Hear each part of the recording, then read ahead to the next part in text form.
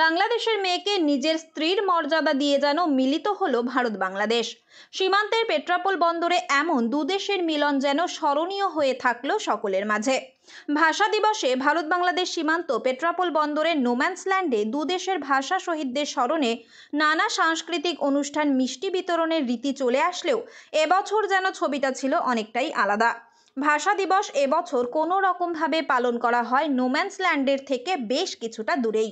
ফলে সকাল থেকেই মুখ ভার সীমান্ত এলাকার সাংস্কৃতিক প্রেমী মানুষদের। তবে এদিন পেট্রাপোল বন্দর অতিক্রম করে এক দম্পতি ভারতে পা রাখতেই যেন বদলে গেল পরিস্থিতি।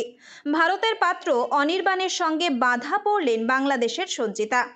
গতকাল 20 ফেব্রুয়ারি মাগুরা সদর ডিস্ট্রিক্টের আন্ডারে দারিয়াপুর হ্যাঁ, আমরা সবাই গেছিলাম 17 জন।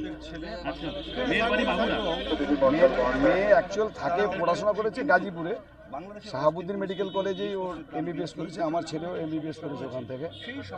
তো আমরা বিয়েটা হয়েছে মেয়ের অরিজিনাল জন্মস্থান যেখানে, মানে বাবা কাকা যেখানে থাকে, সেটা হচ্ছে মাগুরা সদরের আন্ডারে দারিয়াপুর বলে একটা গ্রাম। গতকাল বিয়ে।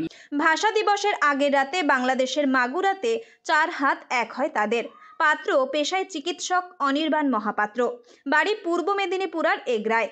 পাত্রীও বাংলাদেশের চিকিৎসক সঞ্চিতা ঘোষ বৃষ্টি।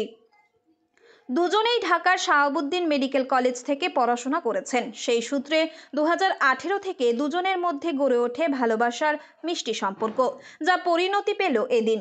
ভাষা দিবসের সকালে নববধূকে নিয়ে পেট্রাপোল সীমান্তে পা রেখে বর্তমান ভারত বাংলাদেশের মধ্যে তৈরি হওয়া পরিস্থিতিতে যেন নজির তৈরি করলেন। বাংলাদেশের মেয়ে সঞ্চিতা ভারতে পাত্রী হিসেবে এসেই জানালেন, সোশ্যাল মিডিয়াতে বিদ্বেষটা বেশি ছড়ানো হলেও ভারতের মানুষের সঙ্গে বাংলাদেশের মানুষের সম্পর্ক অতীতেও ভালো ছিল, এখনো দেখা গেল ভালোই আছে। আসলে আমি যত মনে করি যে সোশ্যাল মিডিয়াতে বিদ্বেষটা বেশি ছড়ানো হচ্ছে, কিন্তু বাংলাদেশের মানুষের সাথে ভারতের মানুষের সম্পর্ক বরাবরই ভালো ছিল। এখনো যতটুকু দেখলাম সব ভালোই আছে। আপনি কাকে বিয়ে করলেন, কোথায় বিয়ে করলেন? আমার হাজবেন্ডের নাম হচ্ছে ডক্টর অনির্বাণ মহাপাত্র। ওনার বাড়ি হচ্ছে পূর্ব মেদিনীপুর। কিভাবে পরিচয়? উনি আমার কলেজের সিনিয়র ছিলেন, শাহাবুদ্দিন মেডিকেল কলেজ। সেখানে পড়াশোনা করেছে। হ্যাঁ, লাভ অ্যান্ড অ্যারেঞ্জ ম্যারেজ। বিয়ে কালকে রাতে হয়েছে। আজকে ভাষা দিবস, দুদেশ যৌথভাবে অনুষ্ঠানটা করছে না কিন্তু আজকে, আগে হতো। কি বলবেন আপনি? হলে তো অবশ্যই ভালো লাগতো। এই যে দেশের পরিস্থিতির কারণে ভিসাও বন্ধ, আমার ফ্যামিলির কেউই যেতে পারছে না আমার সাথে, তো আমি একা যাচ্ছি। তো এটা তো অবশ্যই অনেক খারাপ লাগা কাজ করে। ভারত থেকে কতজন এসেছিল? ভারত থেকে 15 জন এসেছিল। কোথায় বিয়ে হয়েছে আপনার? বিয়ে হয়েছে মাগুরাতে। পাত্র অনির্বাণ জানালেন, ভারত বাংলাদেশ দুদেশের মধ্যে বিদ্বেষ ভুলে সুসম্পর্ক বজায় থাকুক, এটাই চাওয়া। দুদেশের পরিস্থিতির কারণে ভিসা বন্ধ থাকায় পাত্রীর পরিবারের তরফে কেউই সঙ্গে আসতে পারেনি বলেই আক্ষেপ। যদিও নানা ঝক্কি সামলে ভারত থেকে 15 জন বরযাত্রী বাংলাদেশের মাগুরাতে গিয়েছিলেন বিয়ের জন্য। আমি 2017-এ ভর্তি হয়েছিলাম। এখানে বাড়ি কোথায়? এখানটায় আমার বাড়ি পূর্ব মেদিনীপুর এগরা। আপনি বাংলাদেশের মেয়ে বিয়ে করলেন? হ্যাঁ। কতদিনের ভালোবাসা? কতদিনের? 2018 থেকে সম্পর্ক আমাদের। এই যে দুপারের অশান্ত পরিস্থিতি, আপনি আপনার ভালোবাসা বিয়ের মধ্যে দিয়ে কি বার্তা দিতে চাইছেন?